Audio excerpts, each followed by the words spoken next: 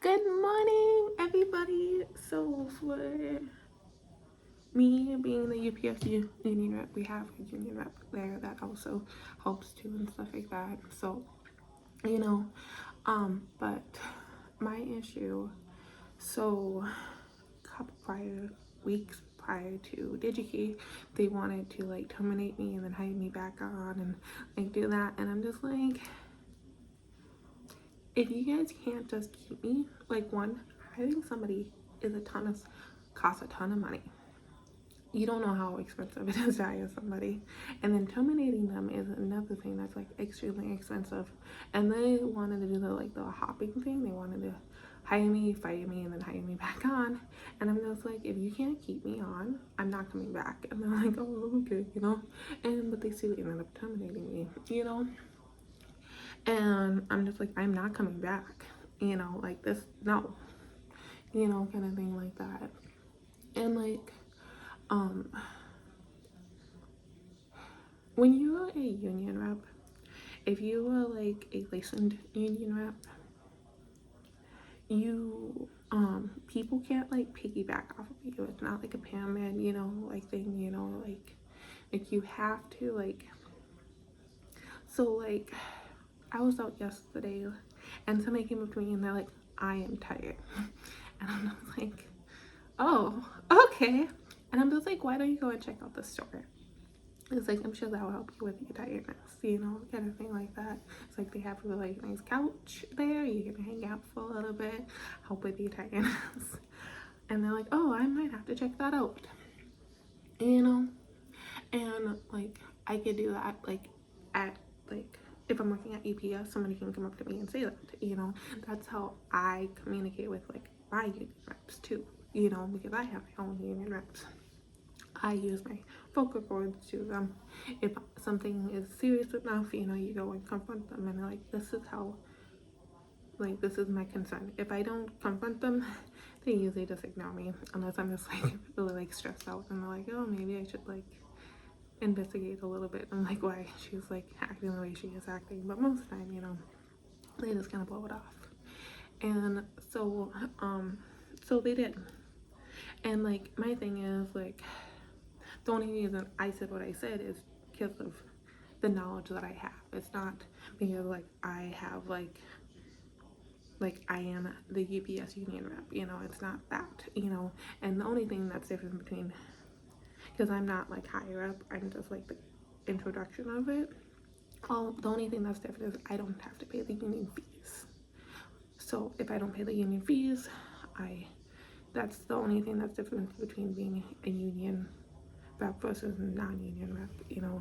And so like in the past, people like outside, they think union reps are free and they don't think they need to pay any money, and they don't think they need they just think it's like a gift, and people are like, oh, I'm the union rep. And like, one thing I struggle with is when I was working at Ross, people will be like, I need to go and find a union rep.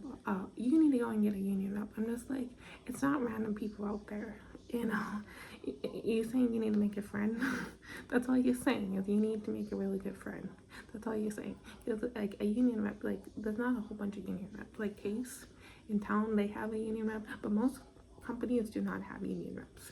Most companies, you cannot get those union benefits, and if you don't like those union benefits, like if you want a company that has a union benefit, then work for a company or apply for a company that offers them.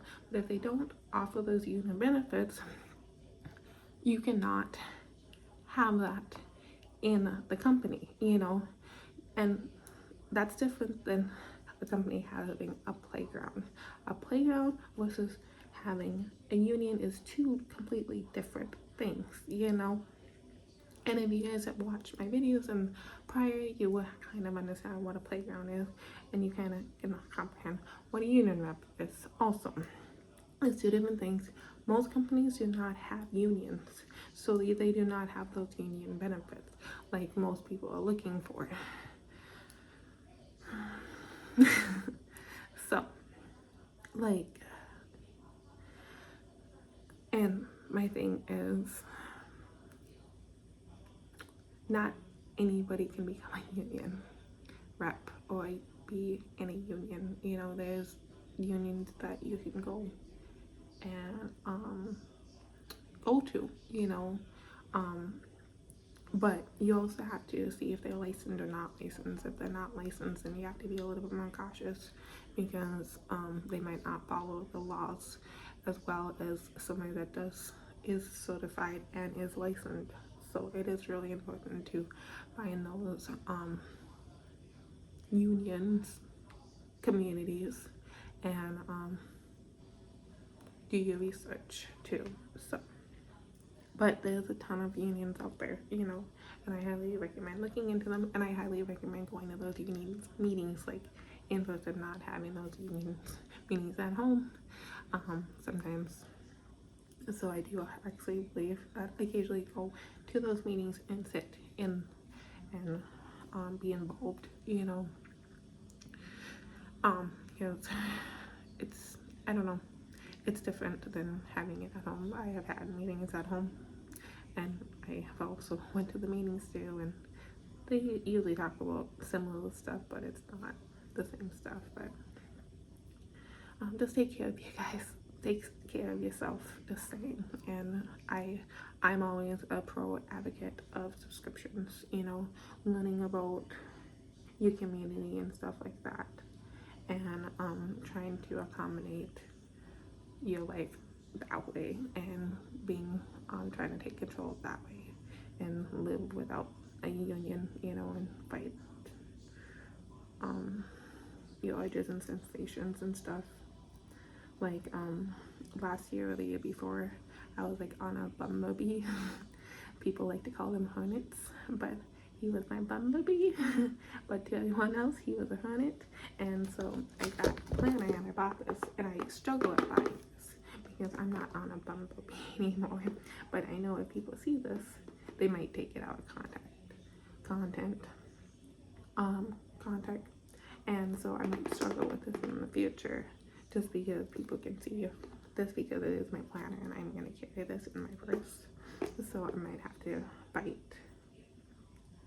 the anger that people are gonna carry, because they're gonna think I'm on a bumblebee and I'm not, you know, or I have a bumblebee in my life and I do not, you know.